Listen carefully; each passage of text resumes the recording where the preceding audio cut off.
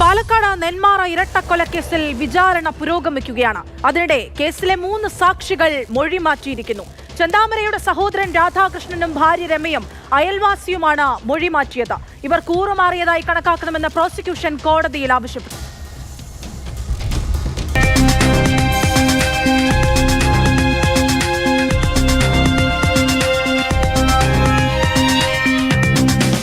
നെന്മാറ ഇരട്ടക്കൊലപാതകം കേരളം കണ്ട ക്രൂര കൊലപാതകങ്ങളിലൊന്ന്. കേസിന്റെ വിചാരണ പുരോഗമിക്കുകയാണ്. പല സാക്ഷികളും കേസിൽ ചെന്താമരയ്ക്കെതിരെ കോടതിയിൽ മൊഴി നൽകി.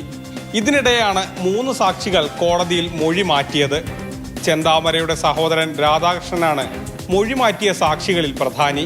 ചെന്താമര കൊലപാതകം നടത്തുന്നതിന്റെ തലേ ദിവസം തന്നെ വിളിച്ചിരുന്നതായാണ് രാധാകൃഷ്ണൻ പോലീസിനോട് പറഞ്ഞത്.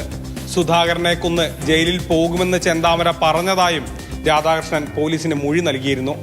പക്ഷേ രാധാകൃഷ്ണൻ കോടതിയിൽ മൊഴി മാറ്റി.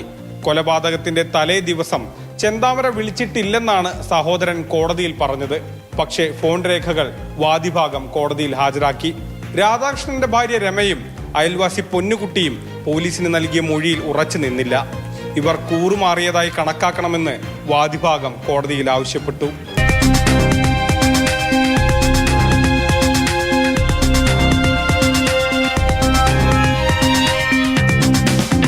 മാതൃഭൂമി ന്യൂസ്, പാലക്കാട്.